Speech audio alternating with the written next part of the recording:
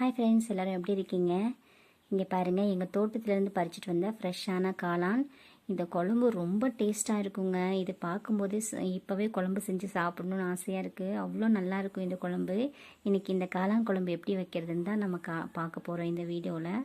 இங்கே பாருங்கள், இன்னும் இது மொட்டாகவே இருக்குது, இன்னும் விரியல இந்த காளானெல்லாம். நாளைக்கு போய் பார்க்கும்போது இதெல்லாம் அழுகி போயிருக்கும்.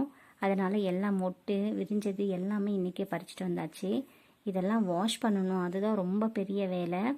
நிறைய மண் இருக்குது. இந்த காளான் மழை காலத்தில் புத்து மண், அதுக்கப்புறம் இந்த செம்மண் சொல்கிறாங்கள்ல, அந்த மாதிரி இடத்துல நிறைய முளைக்கும் இந்த காளான்.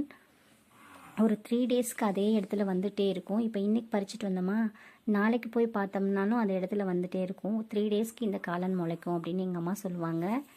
வாங்க வாஷ் பண்ணலாம். இதை வாஷ் பண்ணுறது தான் ஒரு பெரிய வேலை. நிறைய மண் வேறு இருக்குது. ரொம்ப ஃபோர்ஸாகவும் வாஷ் பண்ண முடியாது, எல்லாம் பிச்சுட்டு போயிடும். சில பேர் கேட்பீங்க, இந்த மாதிரி காளானெல்லாம் எப்படி நீங்கள் சாப்பிட்ற காளான்னு கண்டுபிடிக்கிறீங்க அப்படின்னு கேட்பீங்க. இந்த மாதிரி சாப்பிட்ற காளான் அடியில் ஃபுல் ஒயிட்டாக இருக்கும். மேலே மத்தியத்தில் மட்டும் டார்க் ப்ரௌன் கலரில் இருக்கும். அதை பார்த்தே நம்ம கண்டுபிடிச்சிடலாம். இந்த மாதிரி இருக்கும். இது சாப்பிட்ற காளான் அப்படின்னு நம்ம கண்டுபிடிச்சிடலாம்.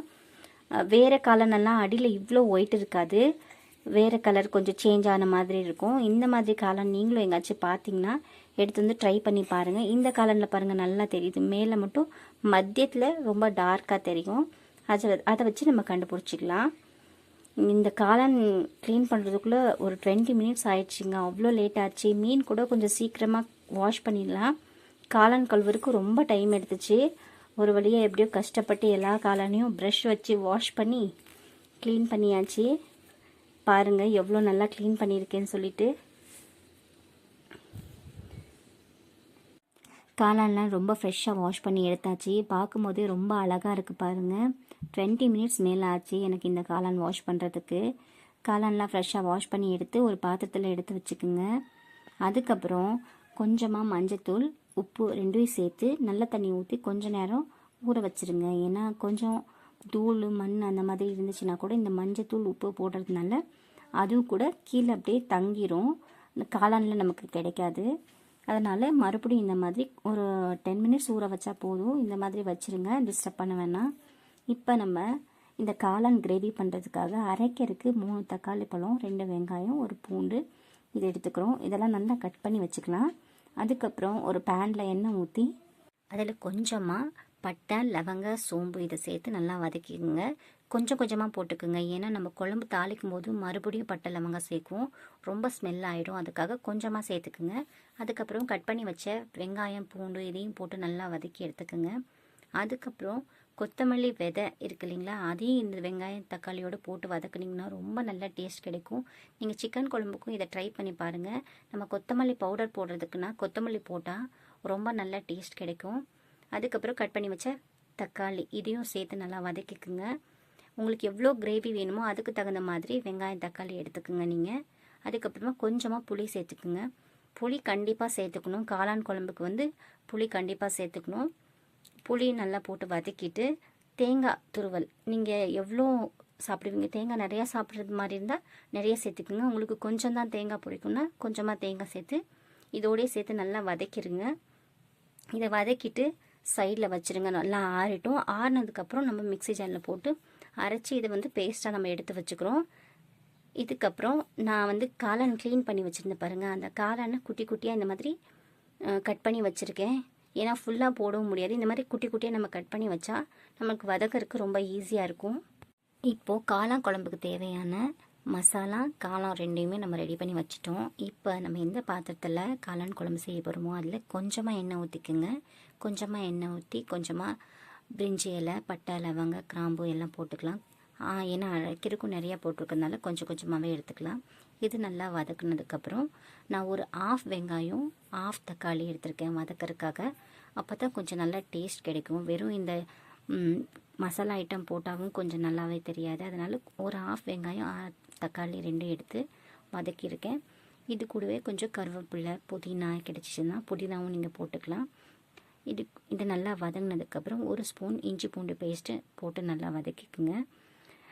ஏன்னா எனக்கு பிளெயின் இஞ்சி கிடைக்கல, அதனால் வெறும் பூண்டு மட்டும் தான் போட்டோம். அதுக்காக கொஞ்சம் இஞ்சி பூண்டு பேஸ்ட்டும் நான் சேர்த்துக்கிறேன். இஞ்சி பூண்டு பேஸ்ட் போட்டு நல்லா வதக்கி எடுத்துக்குங்க. அதுக்கப்புறம் இந்த டைமில் காளான் நம்ம சின்ன சின்னதாக கட் பண்ணி வச்சுருக்கோம் பார்த்தீங்களா, இந்த காளானை நீங்கள் அந்த இதில் போட்டு சேர்த்து நல்லா வதக்குங்க. காளான் போடுறதுக்கு முன்னாடி நல்லா கையில் பிழிஞ்சிட்டு போடுங்க. ஏன்னா மழை காலத்தில் தான் காளாமே வரும். ஃபஸ்ட்டே ரொம்ப தண்ணி குடிச்சிருக்கோம் அந்த காளான்.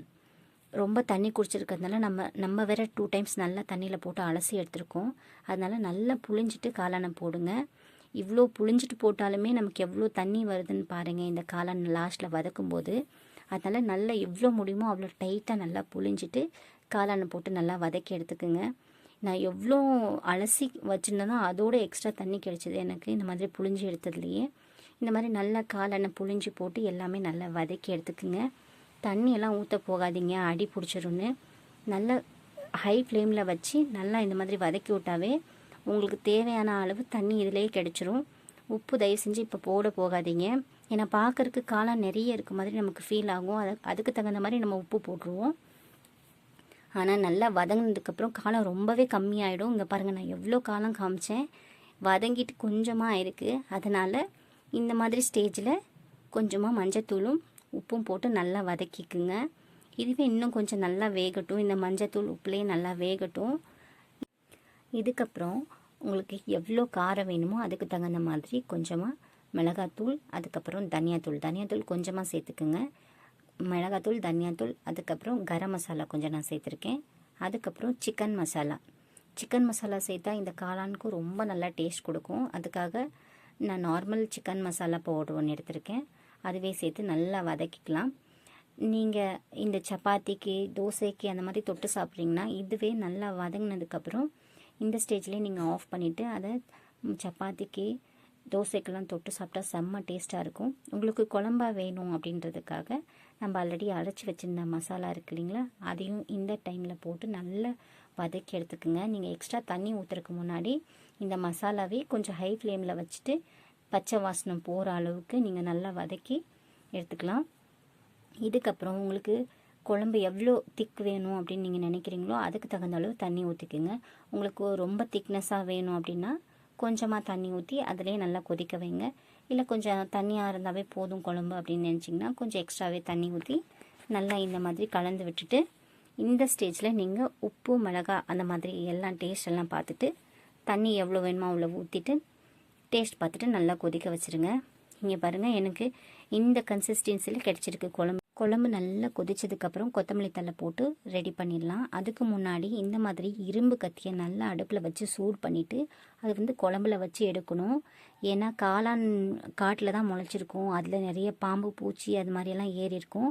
அதனால் அதோட விஷம்லாம் இதில் இருக்கா கூடாது அப்படின்றதுக்காக இரும்பு கத்தியை நல்லா சூடு பண்ணி அதை குழம்புல வச்சு எடுக்குவாங்க. காளான் குழம்பு செஞ்சால் கண்டிப்பாக இதை பண்ணி தான் ஆகணும். நீங்கள் பாருங்கள், சூப்பரான காளான் குழம்பு ரெடி ஆயிடுச்சு. நான் இன்றைக்கி காளான் குழம்புக்காக கீ ரைஸ் பண்ணியிருக்கேன். கீ ரைஸ்க்கும் காளான் குழம்புக்கும் ரொம்ப நல்லா இருந்துச்சு காம்பினேஷனு. நீங்களும் இந்த மாதிரி ட்ரை பண்ணி பாருங்கள். ட்ரை பண்ணி பார்த்துட்டு கமெண்ட்டில் சொல்லுங்கள். தேங்க்ஸ் ஃபார் வாட்சிங். என்னோடய ரெசிபி உங்களுக்கு பிடிச்சிருந்தா எங்கள் சேனலை சப்ஸ்கிரைப் பண்ணிவிட்டு இந்த வீடியோக்கு ஒரு லைக் பண்ணுங்கள். தேங்க்ஸ் ஃபார் வாட்சிங். பாய். see you on next video. மறக்காமல் சேனலை சப்ஸ்கிரைப் பண்ணிவிட்டு பாருங்கள். தேங்க்யூ. பாய்.